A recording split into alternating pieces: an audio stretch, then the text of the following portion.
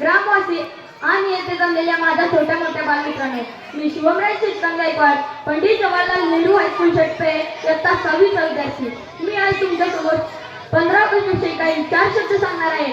ते तुम्ही शांतचित्ताने ऐकून घ्यावे अशी माझी नम्र विनंती. 1857 पासून 1947 पर्यंत अनेक क्रांतिकारकांनी केलेल्या अथक प्रयत्नातून 15 ऑगस्ट 1947 रोजी भारत मातेच्या पोटी एक गोंडस बाळ जन्माला आलं. तो दिवस अमावास्येचा होता. रात्रीचे 12 वाजले होते. तो तरोडा घालीत होते. अशा अवस्थेत आपला भारत देश स्वतंत्र झाला. इंग्रजांच्या गुलामगिरीतून मुक्त झाला. देशाला स्वातंत्र्य मिळाले. लोकांच्या आनंदाला उधाण आलं. देशाला स्वातंत्र्य मिळवून देण्यासाठी अनेक देशभक्त क्रांतिकारक यांनी तुरुंगात भोगला. अनेकांनी आपल्या प्राणांची आहुती दिली. जे देशासाठी लढले ते अमर हुतात्मे झाले. जे देशासाठी लढले ते अमर हुतात्मे झाले. मित्रो, आज आपल्या भारत देशाला स्वातंत्र्य होऊन 78 वर्ष पूर्ण झाली. देशात धवल क्रांती, औद्योगिक क्रांती, कृषी क्रांती झाली. पुरुषांच्या बरोबरीने स्त्रिया अनेक क्षेत्रात काम करू लागल्या. राजकारणात सरपंच, सभापती, जिल्हा परिषद अध्यक्ष, आमदार, खासदार, नव्या देशाच्या पंतप्रधान व राष्ट्रपती या सर्वोच्च पदी विराजमान झाल्या. तरीही भारतीय संस्कृतीचा पगडा अजूनही आहे. कोणत्याला दिवा पाहिजे म्हणून गर्भातच काही महिन्याआधी स्त्री भ्रूण हत्या केली जाते. स्वतःला उच्च भूमीवर सुशिक्षित समजणाऱ्या लोकांची संख्या लक्षणीय आहे. मित्रो, आपला भारत देश शेतीप्रधान देश आहे. ज्या भारत देशामध्ये राहतो, ज्या मातीत जन्मतो, त्या मातीत राबण्याची, शेतामध्ये काम करण्याची सवय आपण अंगी बाळगली पाहिजे.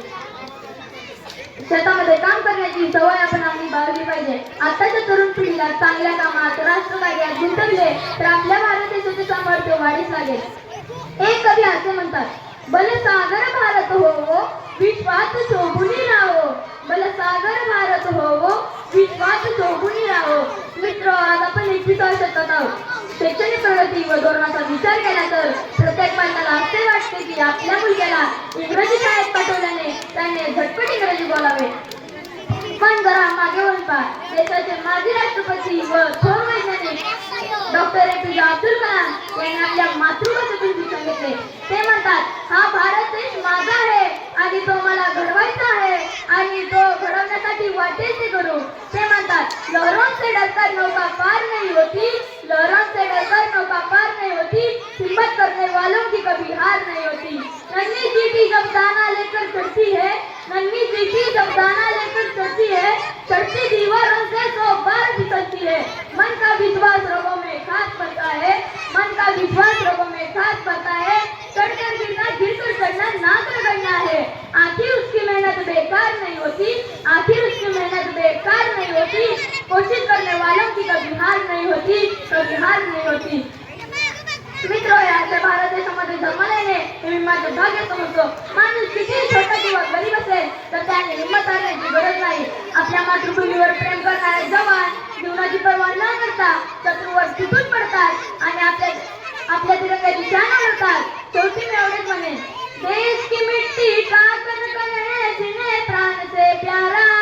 देश की मिट्टी का कण कण है जिन्हें प्राण से प्यारा. प्रणाम ऐसे वीरों को 100 बार हमारा.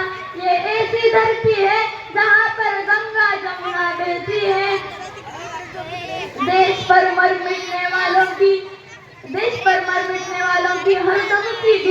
हरदम धून सी रहती है. वीरों के बलिदान से चमका हिंद वतन का तारा. नमस्कार ऐसे वीरों को 100 बार हमारा.